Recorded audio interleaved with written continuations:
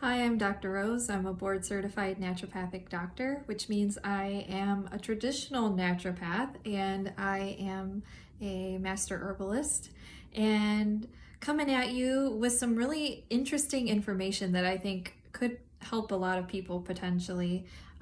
But before I share this information, I want to say that this video is not intended to diagnose or treat anything. So if you need the help of a professional, I suggest that you seek one out.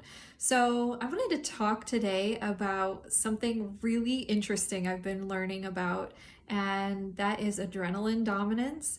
And the first time I heard about this was on the Stuff Your Doctor Should Know podcast by Kitty Martone when she interviewed Dr. Michael Platt, PhD. He's an internal medicine doctor. And he coined the term adrenaline dominance. And he did that to kind of help explain a phenomenon where people produce this fight or flight hormone even when they're not in danger, and how this can cause a wide range of physical and mental health challenges, and some of them very serious. I see this playing out over and over again in the practice here. We have a holistic mental health practice here in Defiance, Ohio. So we work with a lot of, as you can imagine, people that have a lot of anxiety and, problems dealing with emotions and mood. And I'm seeing this a lot of these signs in kiddos. Everything from mild to extreme, but people don't usually seek help until they're really struggling. So some of these things have been very extreme. So Dr. Platt prescribed a protocol for reducing excess adrenaline and to address the root cause of the excess adrenaline using healing strategies rather than treating symptoms with pharmaceuticals. So if you go to your pediatrician, a developmental pediatrician, a psychiatrist, or even your family doctor, you might be offered pharmaceuticals for some of this, and which works for some people, and hooray for you if it does. But pharmaceuticals hardly ever come without side effects and some dangers to them as well. So my philosophy and the reason that I do what I do is because I believe that if we can avoid putting things into our bodies that are going to set us up for other problems, and rather treat the root cause that's happening and heal that, so we don't need a pharmaceutical, then we can get on with our lives and we don't have to worry about all this other stuff, right? So, just read the information that comes with those pharmaceuticals, and I think you'll know exactly what I'm talking about here. So, but I'm not here to beat up on doctors who prescribe drugs. I'm here to offer an alternative that might appeal to some of you. So Dr. Platt says that excess adrenaline can result in the following diagnoses and symptoms. This is a long list, and I am adding to this list every day. ADHD, fibromyalgia, anger, depression, anxiety, interstitial cystitis, insomnia, tossing and turning, and grinding teeth, restless leg syndrome, bipolar disorder, PTSD, severe PMS and PMDD, and hot flashes, hyperemesis gravidarum, or gravidarum, it's a mouthful, which is severe nausea or vomiting in pregnancy, and also postpartum depression, drug addiction, alcohol addiction, other addictions, if you're dealing with your stress by shopping or eating or whatever, osteoporosis, unexplained weight gain, bedwetting, migraines, and tension headaches. Hello! I know so many people with a lot of things on this list. So according to Dr. Platt, this is part of this adrenaline dominance bag of symptoms that we have, and a lot of the diagnoses that he's seeing along with this. So in my practice, I'm seeing this come out as aggression. I'm seeing this today. I heard a complaint about a young child who's being a little bit of a bully, and probably due to some overwhelm in his environment. He's probably overstimulated a lot of sensory processing challenges in these kiddos, inability to focus unless these kids are on a screen like a tablet or video games or TV or something, smartphones, things like that. And in my office, I see these kids sitting and fidgeting a lot. Most kids fidget. I think that's typical, but these kids are really looking for sensory input. Some of them are avoidant of certain things, but they'll sit and they'll squeeze the sensory toys in this office. They'll squeeze them really, really hard. Sometimes they break them. That's okay. That's what they're here for. But, these are the kids that really show some destructive habits, and you can see them just trying to release that tension, that built up tension that's in their bodies. And that's got to feel so uncomfortable. So those are the kinds of things that I'm seeing here, just in my own observations with some of these kids. So this phenomenon, according to Dr. Platt, is something that's inherited from your biological parents, but we do have some control over how much it rules our lives, and even possibly how much of this we pass on to our kids. So really interesting stuff. I really recommend this book. It's Adrenaline Dominance, Revolutionary Approach to Wellness by Dr. Platt. So probably find this book anywhere that books are sold. I found it on one of those unmentionable websites that sell books on the internet. So anyway, so what do we do if we think that we have adrenaline dominance? Well, Dr. Platt talks about 3 things I keep picking up on. I've listened to a lot of his podcasts, read his books, watched his videos. I'm seeing 3 things shaking out here that seem to be really important. So 50 milligrams of bioavailable progesterone cream every 12 hours. I really like Ona's LunaPro 5, which is 50 milligrams per pump applied twice a day to the forearms.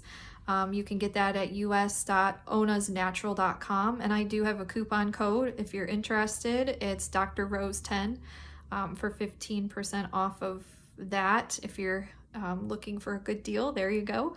Ketones are really important in the form of MCT oil or a teaspoon of coconut oil, preferably given at the same time as the bioidentical progesterone cream.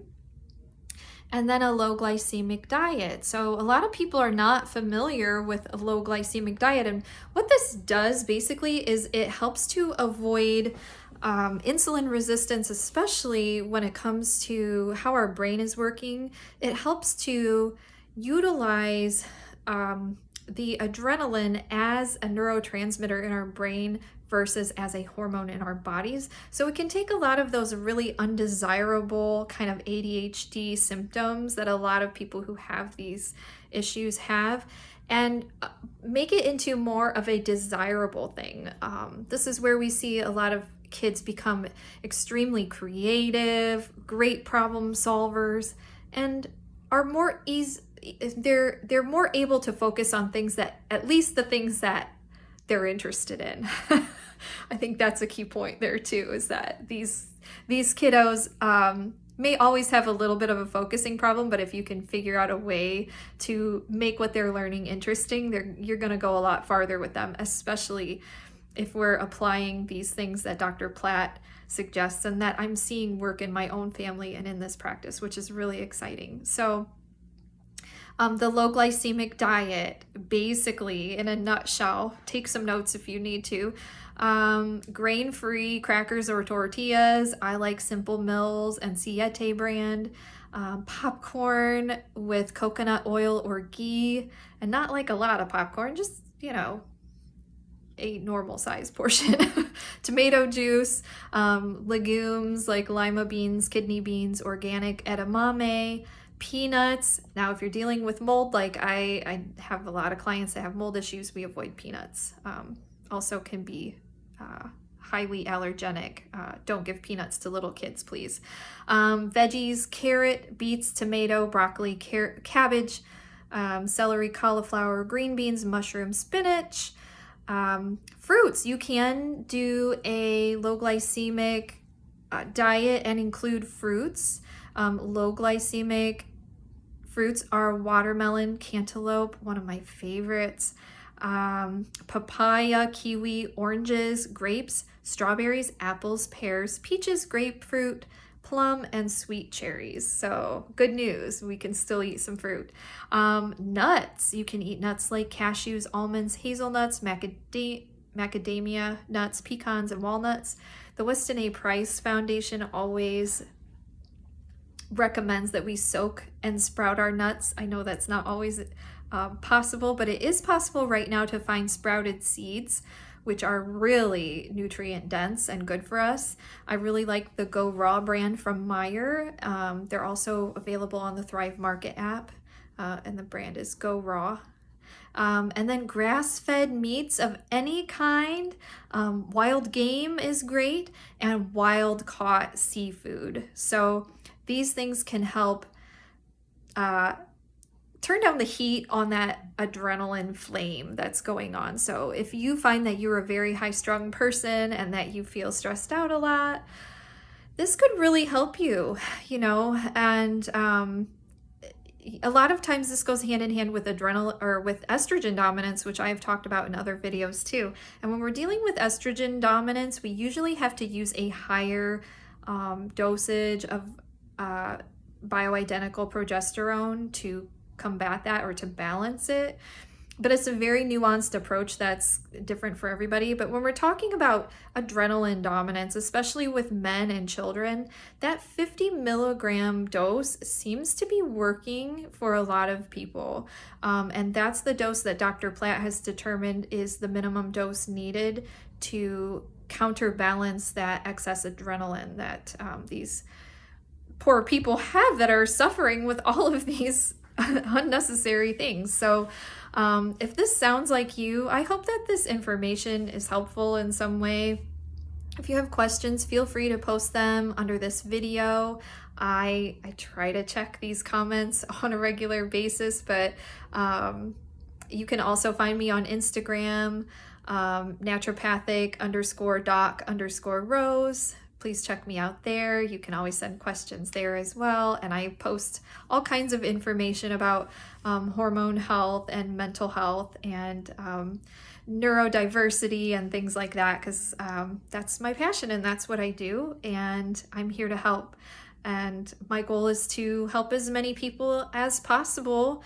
I don't think we have to keep reinventing the wheel. And this is why I make these videos, to try to disseminate some of this cool, exciting information that's out there. And yeah, I mean, if it helps people, it's definitely worth sharing, and it's not hurting anybody, which is an extra bonus in my opinion. So, but always, you know, consult a practitioner that's familiar with these strategies. If you want to try to implement them, it's always good to have somebody help you, because everyone is different and has different needs, and each person's lifestyle and situation is different. So this is not a one-size-fits-all thing, but it's a good place to start looking at some new information. So anyway, everybody have a really great day. Be sure to like and subscribe, because I'll be doing more of these videos. And check out some of my other videos, especially the estrogen dominance ones and the bioidentical progesterone dosage one. I think would be helpful, especially for you ladies who suffer from severe PMS, mood swings, PMDD, postpartum depression, all of those things. So take care, everyone.